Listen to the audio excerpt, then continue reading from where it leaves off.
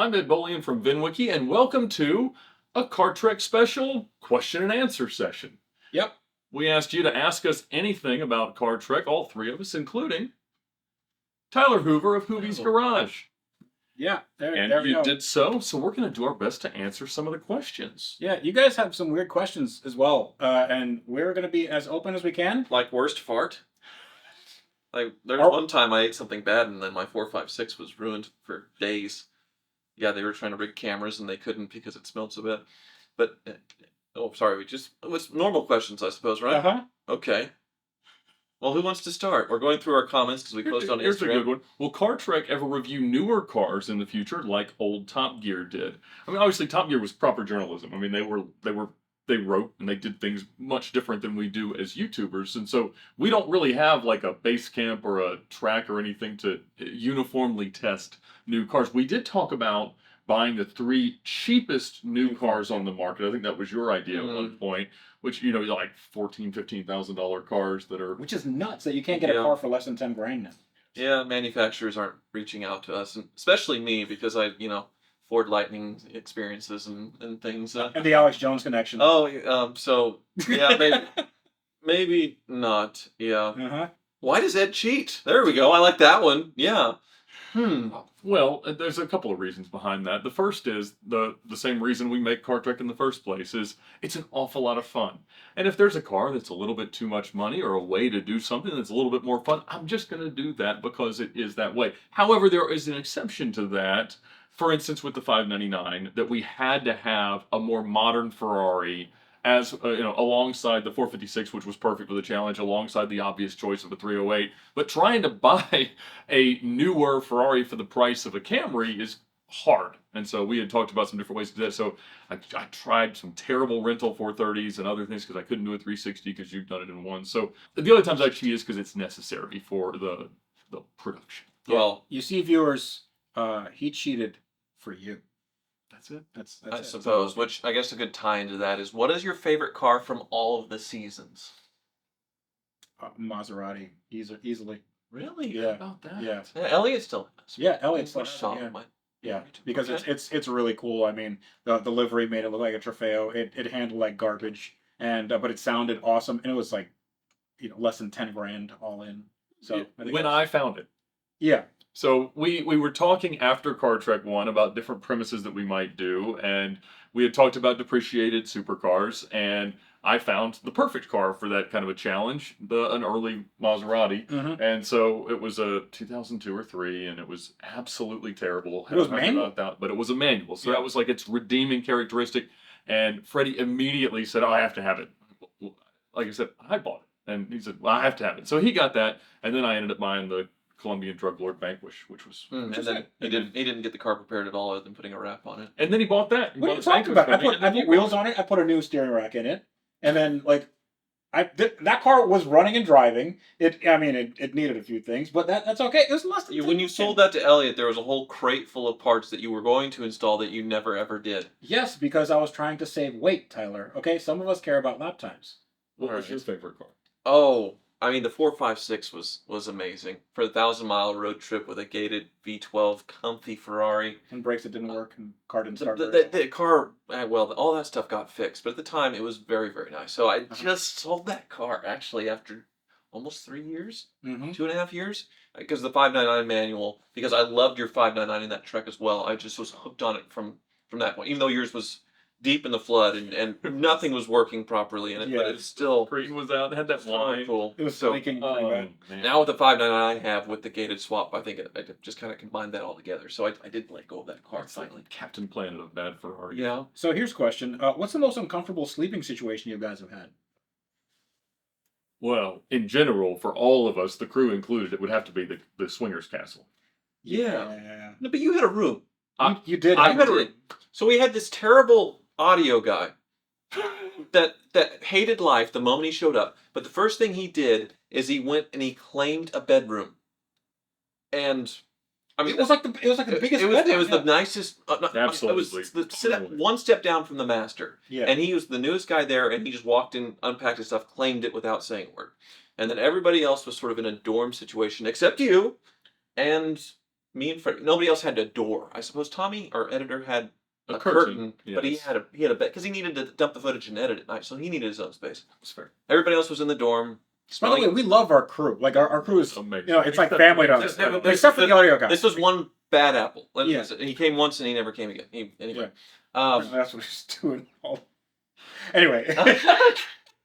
You're no there. Yeah. So Well, because we asked him, "Hey, how are you doing? Are you enjoying this?" And he said, "No." He I said, said, I'm not, I it was mutual. Yeah. And other than that, I mean, everybody else has been great. We've all clicked. I mean, of course, there's been disagreements and things, but we all But there were love each other. two bathrooms for like 11 of us. Yeah. And But- and you two we were sharing the the master. honeymoon suite. Yes. And this was absolutely a sex dungeon. Like this was. It was the honeymoon room. We were at the 4-post bed. I mean, clearly, you had already claimed that. Yeah. I tried one room, which was right off the kitchen, which everybody coming for breakfast in the morning, it was impossible to sleep. And anyway. Yeah, because the pots and pans banging at 6:30 in the morning. Right. So I took that mattress, moved it up to your room Mhm. so we can share. But then you do this thing. Freddie falls asleep with his eyes open, people. I It is absolutely the scariest do thing not. ever. That So is- he I like absolutely do not. he has to have noise or his headphones in, and he's watching something to go to sleep. And then you look at him, and there's nothing there. Like he's asleep, his eyes are open, and there's a thing going, but he's not there. I can't, like, it's so creepy to see. I had to build my own little room within the room using the furniture to not see that, because I would open my eyes and I'd look into Freddy's dead expression of like. So I go up the It's- next it's morning to wake terrifying. him up, and Tyler's asleep behind a moved armoire. Yeah. It's a heavy thing. Yeah, And he one of those moved little furniture and partitions. put all his stuff in a little corner, Just- and all I hear the entire night is just cooing. Like, When you put us in that Airbnb the first time, where the guy broke into my room. yes, Oh, yes, The that was property owner of the Airbnb didn't know that we had rented it. no. And he like in the middle of the night, that my door starts shaking. He's like, "Who's in there?" We're in some farm, a chicken farm. Yeah, He it's a blueberry farm or something. Right. There's probably some. yeah, that was a meth. bad. Yeah, but so I got that because it slept 4 and it was very cheap and it was right next to the shop. And guess what? They don't have an Airbnb account anymore. So take that for One of the what camera you will. guys who had just been exposed to our lack of organization pulls back the sheets and there's a bunch of used Band-Aids. Yes. Like, Yeah. enjoy that. So, okay, back on cars rather than how we slept together. What was the most unreliable car we used during filming? Oh, TVR. TVR has to be. No question. Um, The 308. 308 definitely The mine. 308 did the least. Yes. But the TVR made it all the miles. But it was at any moment things could go terribly, terribly wrong. And nothing worked. No turn signals, no headlights, no windshield wipers, no door locks. Obviously, The Tesla- Tesla was very useless as well. Yeah. that's true. That's true. Yeah, if we want to talk about like trailer, Yeah. you know. The Montero wasn't. It didn't break. It broke. Montero made it the whole way. No, it made it the whole way. We made him drive over that rusty thing immediately. We were directing him for the off-roading, spotting him, and we had him drive over something that immediately exploded. It was barely a coat Yeah. hanger, but it tore that tire. I had to use a 20-year-old spare and then went up a mountain 13,000 feet. That was, oh boy, that was a bad idea. Anymore. Oh, here's what was the hardest car to sell after a series ended? I can answer that for you. That's It's- right. it's- Who wants to buy a Land Rover with 2 extra wheels on the back of That it? don't work. Yeah, well, they're there. It looks awful cool. Yeah, that's definitely been it. Although the only time I've ever lost money, assuming I don't have to lose money on that one, was when you sold my car. Oh, okay. We're just coming back to that. Yeah. You said you apologized, and I knew that Yeah, that just in one ear out the other, so that's fine. Well, okay. What vehicle were you most surprised by? Like, what vehicle did you think was going to be bad and it ended up being good, or vice versa? the Bentley that did everything we expected it to. That was was a cool car. 180,000 miles. Yeah. Yeah. I loved that car. That might have been my favorite. What was the top speed in the tri-oval there? Oh, almost 150 miles an hour. Yeah. In the wet? Oh Yeah, that That's was Insane. dead planted, Mhm. perfect. Insane. Oh was so good, that car. I had to sell it because obviously it wouldn't keep doing things well. Mhm. And so if I'd kept it, I would have started to hate it. And so I finished with a wonderful memory, made a ton of money on that car. And it went on to a new life in not far from here in Savannah. Really. Well, for me, it was the RX-7. So the RX-7, it looked like hell. It looked really, really bad. But actually, when you got it driving, it drove really nicely. Like everything was sorted, like in the suspension, everything was fine. I mean, it had like a little miss in the engine, but like as long as you got to speed, it pulled nicely. It had a nice, like Fast and Furious soundtrack. It was and it was comfortable. Like I drove it here. We were in Amelia, right? So I drove from my place here to Amelia. It was totally okay. And that car is. I thought it was just going to be a hunk of crap, and it wasn't. Mine's from the same trick though, the V8 swapped E30 BMW, Yeah. which was a last minute backup choice because I was supposed to be bringing in the Renault Alpine from Japan. We were importing cars for that premise, so you got your right hand drive. Yeah. I don't even remember what you meant. The TVR? Yep. Yeah, there, the TVR, the worst car ever. And then yeah, mine was supposed to be just really cool, quirky French turbocharged mid-engine car. Didn't make it in time, so I had to quickly find something. And I had bought the 355 for my own YouTube purposes, and he also had brought in a bunch of E30 BMWs in various conditions from Lebanon. So Right, Lebanon, yes. so it had a V8 swap from a 90s 5 Series, 6-speed manual, cobbled together quite poorly. With the wiring. Yeah. The suspension all loose, but I'm not that great of a driver. Mhm. But that car, I could drive the heck out of that car. Yeah, you were doing Anything donuts I around wanted, everything. Rockford donuts, turn. drifting, Rockford, the Oval, I felt like a god in that car, Mhm. and I'm not that good of a driver. And No, it somehow obviously. it held. I mean, it was just barely holding together. And then once Jared got it, I mean, it just everything fell apart. The moment that the trek was over, like everything just, the car just Yeah. done. Jared was so excited about that car. He really was. Yeah, and that car needed everything. Yeah, the $1,000 the estimate that Wizard gave you Yeah, was that's right. that was like a 1/10 of what it needed.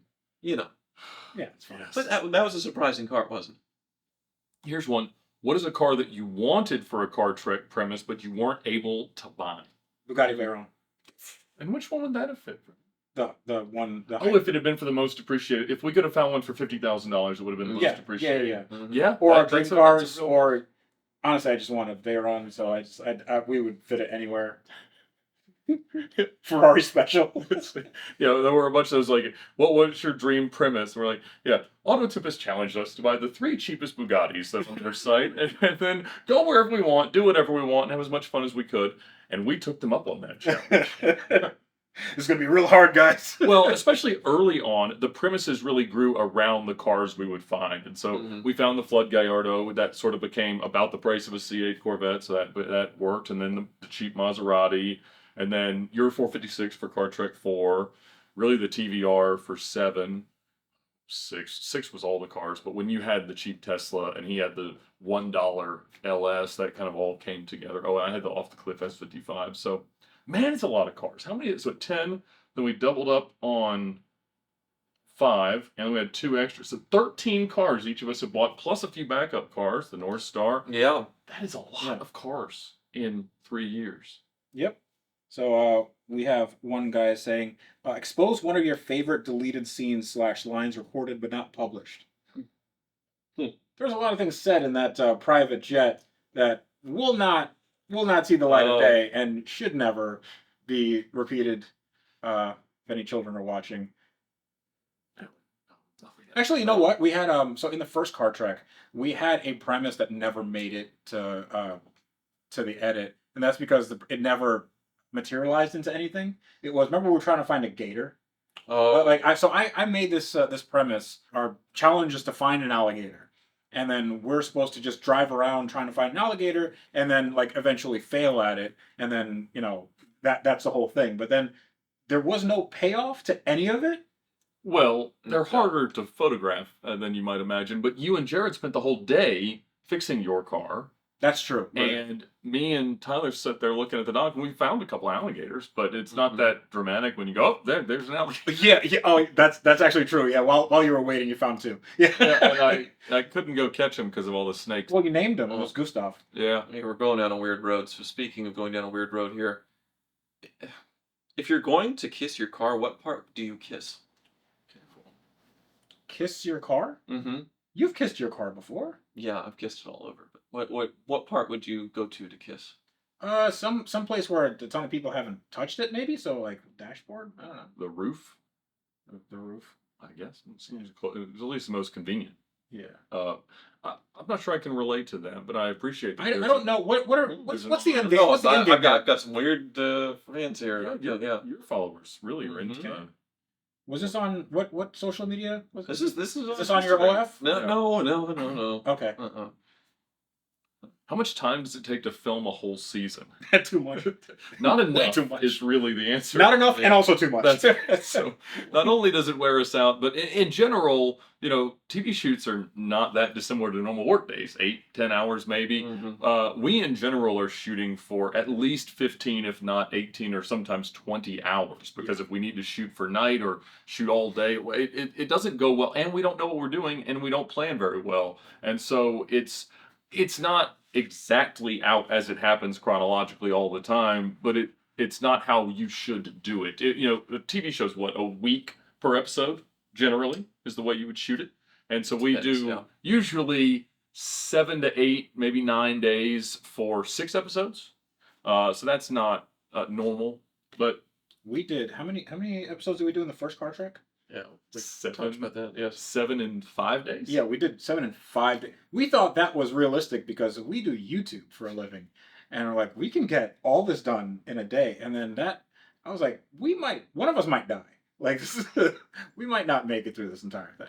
Would you consider doing a Car Trek series in another country? Japan or Australia could be fun. I got that a lot. Yes. A lot of the overseas Car Trek. I would love that. The issue just becomes money when you have to have us three. Like we're cheap. We can go. But like the entire crew and all their stuff. Those like prima donnas. yeah, those prima. No, I mean like they have a lot of stuff and they're very particular about how that stuff gets transported, where it goes, how it gets like handled.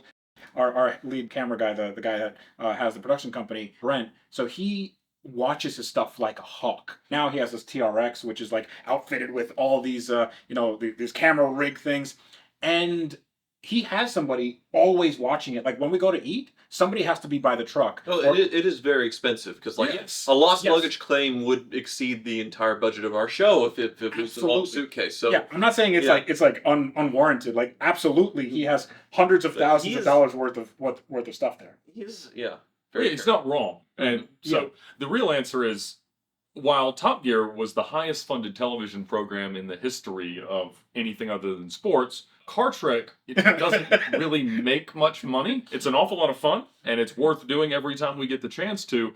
But we don't have the difference in budget that would be required to get all the way across an ocean and then shoot one. So if we were shooting a Car Trek and then Tyler ended up destroying this, this going on the budget would be a problem. Okay. Yes, because It's quite a stain. we buy the cars ourselves, so the end of it, how much we're able to recover from the cars at the end is a big part of like what money we take home. Yeah. So, because a lot of the times we've spent more on the cars, way more on the cars, obviously, than what we would have made on Trek and the way that we split up the money. So that's important. So when you rear-end Cletus McFarland or hit a tree or Oh yeah. something explodes. Or your Land Rover hasn't sold yet. But Yeah, it Or just buy a Land Rover with 6 wheels on it. Yeah. But it's all been worth it. And it's been a whole lot of fun. Oh, I mean, okay.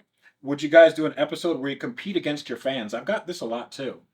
Yes, the idea of like bringing on a fan for part of a challenge, it'd be an awful lot of fun. The problem is we don't schedule things very well, and so trying to get more people in the same place at the right time doesn't work.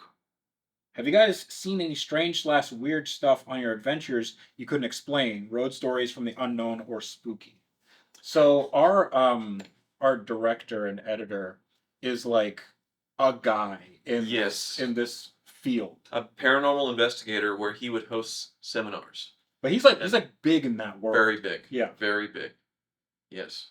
So, but I mean, I don't really believe in that stuff, and I haven't seen anything. I mean, we were in that castle, and that was spooky enough. But it wasn't If old. anywhere was going to be haunted, though. Yeah, but it wasn't old. It was built to look old. I feel like there's bodies in those woods. When I heard that question, all I thought of was the hotel room behind our shot with the Ferraris that morning. The number of transactions that took place The journey as in? we were yeah. shooting. Goodness, yes. I mean, Oh yes. There was an operating business out of one of the That- hotel absolutely rooms true. in the Room back. 122 or Well- 121 or something. Yeah. I think the scariest realization for me was on that same trek when we're going to Gateway.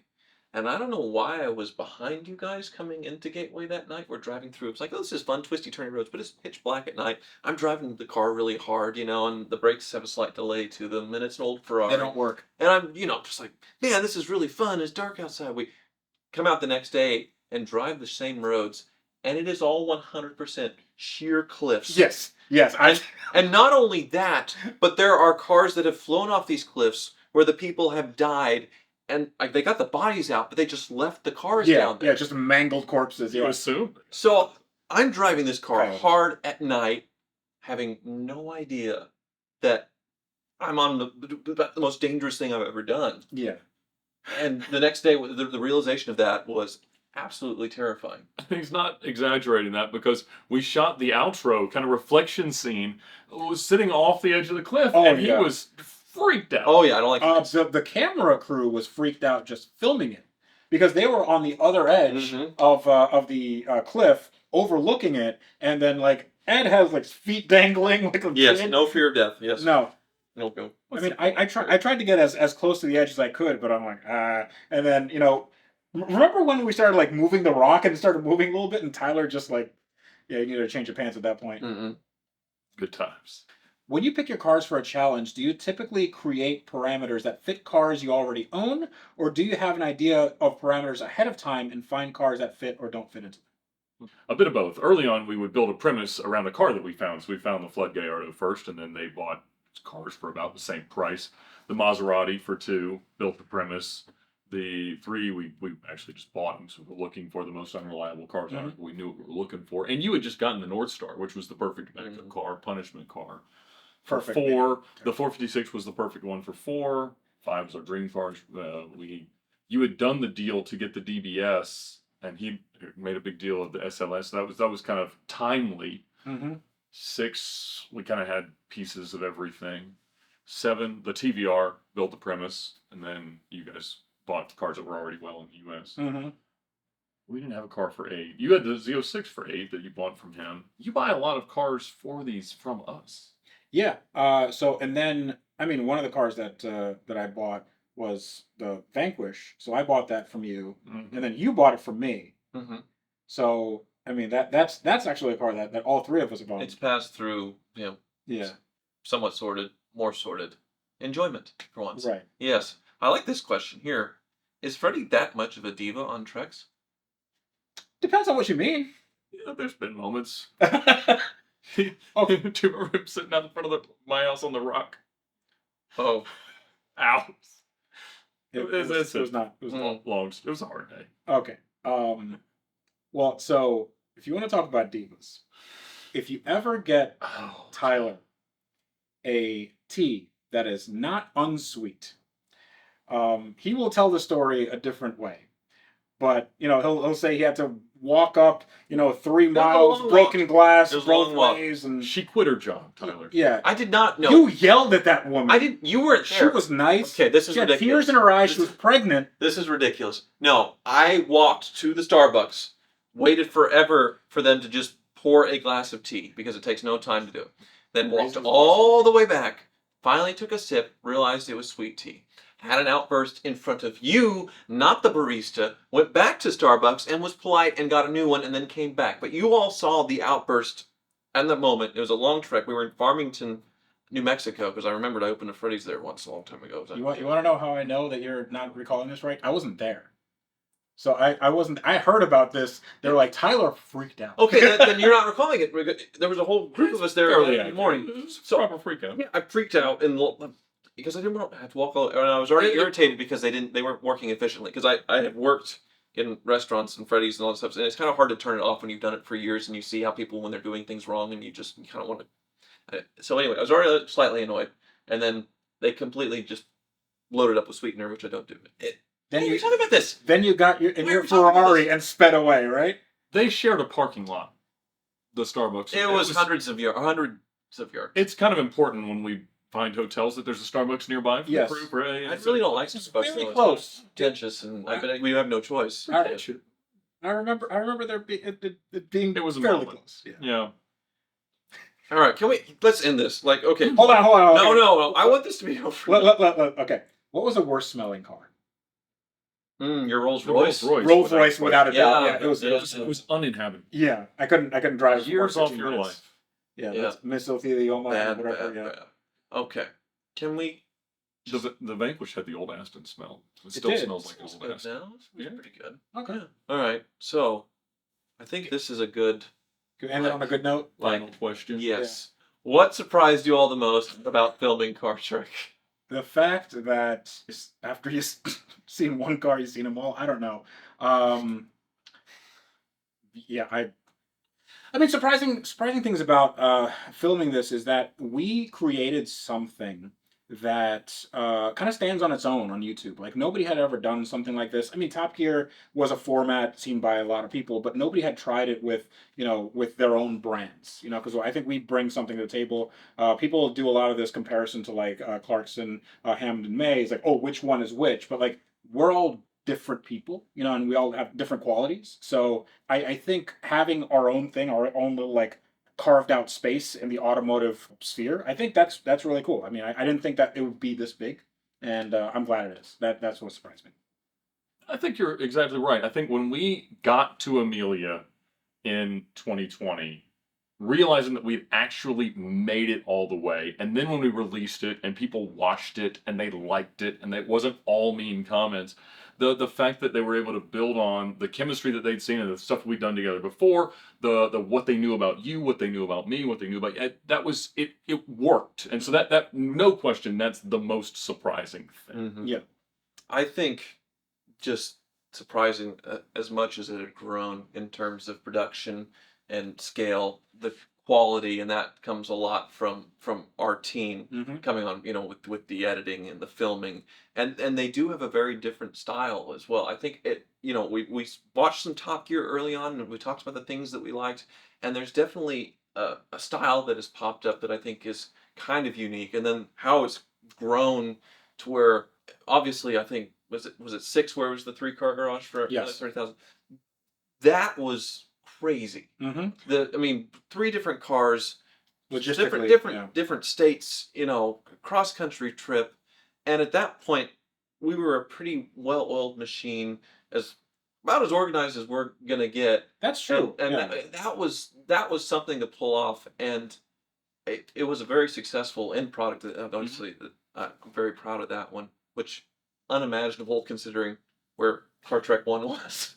Mhm. And then we were able to do something in that kind of scale. course, yeah. So, yeah, I'm very proud Absolutely. and very appreciative of you all. Yes, thank you Watching. so much. For sure. Yeah. And we'd love to thank Bright Bay Creative and Side B Productions. They've been a part of all the car treks. Bright Bay came on really with Tommy in number 2, and Side B's been with us the entire time. We also have to thank Auto Tempest and the Ticket Clinic. Tell them about Auto Tempest. So AutoTemp is the best way to search for a used car online because it combines all the major listing sites into one search. And I'm really good at saying that because they've been with us for all 10 treks. Yeah. So I've said it a lot, but I also use it a lot. So please do that. Yeah, go click the link in the video description below, and also check out the chicken.